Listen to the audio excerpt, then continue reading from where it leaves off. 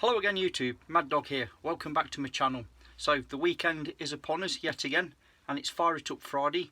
So this little video is an open tag challenge to each and every one of you. Have a go if you want to.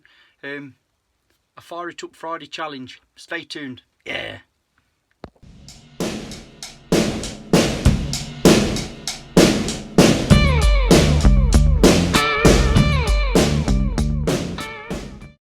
Welcome back. So before I get into the actual fire lighting challenge itself, I'll just give you all a quick rundown on what I've been doing during this lockdown period that we're all going through at the moment, these strange times. So basically chores, jobs, relaxing, like us all, you know, just trying to keep out of mischief as best as we can. So me personally, I've painted and stained my two sheds that I have. Me and the missus, we've planted 3 trees in our backyard that we ordered prior to the lockdown period, and that is an English apple tree that we've got now, a Victoria plum fruit tree, and an old silver birch tree, which I'll come back to in a few minutes. I've still got a couple of jobs to do yet on my old truck. I keep putting it off and off, but I'll get around to it. And trying to keep up with the supply and demand for our little eBay shop. I think whilst people have been locked down, they're getting fidgety fingers on the keyboard, and so therefore I've been selling quite a few items. I guess people are getting ready and prepping for when we're free to go playing again. So that brings me back onto the subject of the silver birch tree that we've planted. Now, we've planted that to replace an old cherry tree, which unfortunately succumbed to old age, like we all do eventually. And but for me, that meant a procurement of good cherry wood. So I've obviously chopped it, let it cure, and I've cut some blanks out of it, and I've been able to use that to make some more sets of my here comes the plugs, the Mad Dog Monster kit that I produce. So the Mad Dog Monster and Ceramic Striker. So let me take it out of the bag here a minute. Yeah, I know you've seen all these before, but this one's actually a cherry wood that's actually from the cherry tree out of my own backyard. The tree, I believe, was around 90 years of age. They were planted just before our houses were built. Just giving you a good look around the graining in there. This lighting's terrible, do excuse me. But it's quite a nice warm wood. I've done the Ceramic Striker handle to match, obviously, like a two-tone, that one. So I've been doing the Mad Dog Monster kits. I've been doing the standard 8mm by 80mm and bevel washer striker kits. Plenty of char cloth, jute netting, blah de blah de blah, the whole plethora of my Mad Dog eBay stuff. I've also been doing some of these Mad Dog Monster kits. Now these are the olive wood, the Italian olive wood kits. Again, I do apologise for the appalling lighting in here, but I'm just trying to get it up close and personal so you can see some of the graining. Beautiful graining. And when I use like a Scandinavian oil linseed mix, it really makes it pop. So anyway, this one is actually a second. This one isn't for sale. This one's actually for me. And the reason being, I weren't happy with the entirety of the finish. There's a few imperfections to the grain. There's a bit of a split right there in the wood. I'm not happy with that. And there's 1 or 2 little imperfections that I weren't happy with. So I've kept that to one side, and that's a freebie for me, paid to oneself. But I believe I've made another 3 or 4 of those. So if you like that type of graining or patina, whatever, on your wood, on your striker, then please check out my eBay shop. Again, that's, I think I've covered that, the cherry wood and the Italian olive wood. So they're my plugs. That's what I've been up to.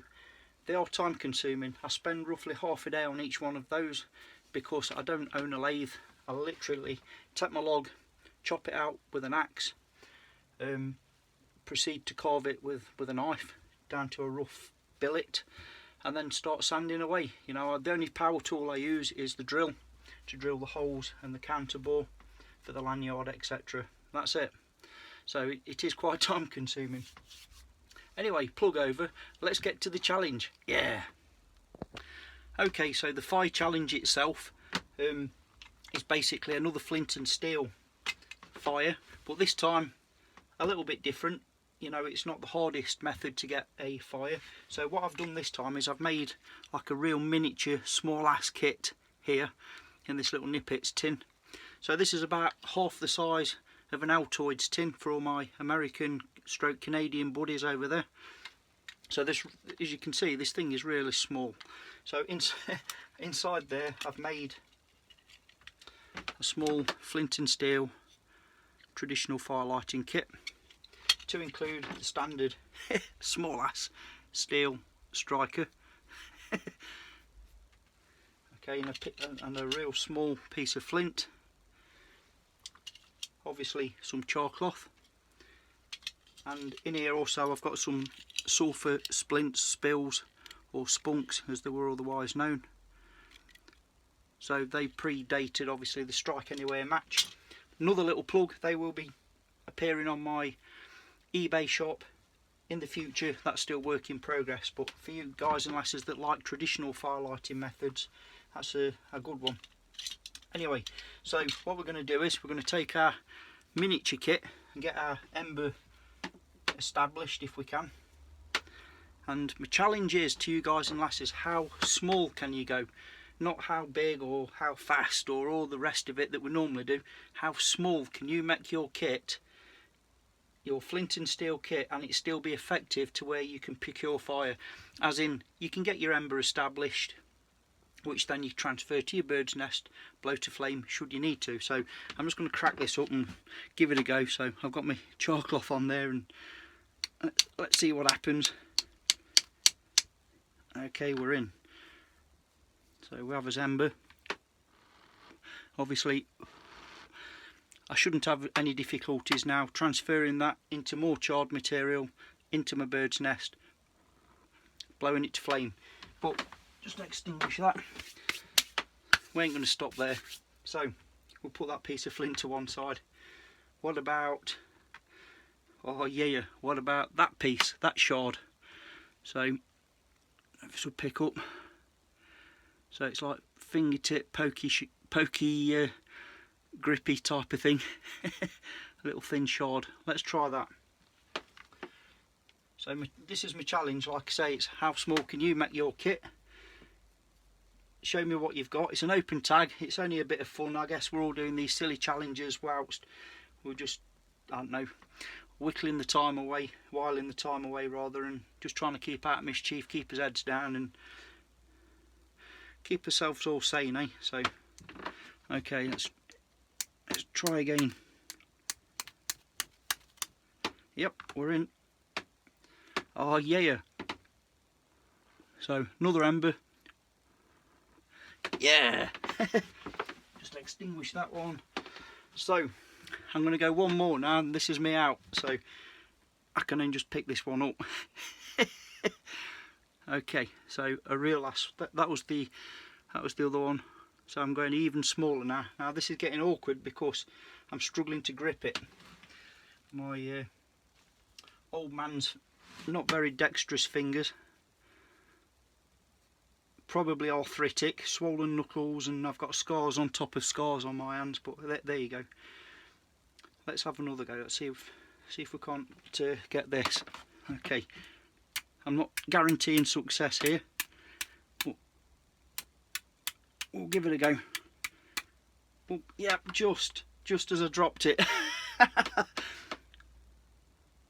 There we go.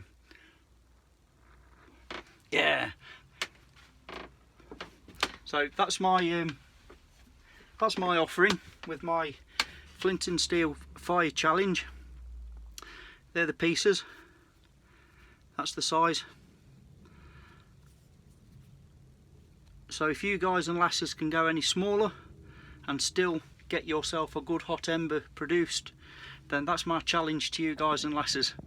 So it's a bit of fun, it's something to play with whilst we're killing time basically. So do it safely though, you know, don't go and especially while it's dry in certain places, don't go and start forest fires and Be sensible about it. Have your water and your extinguishers and everything to hand ready whilst we're playing. So anyway, hope you're all having a great start to the weekend.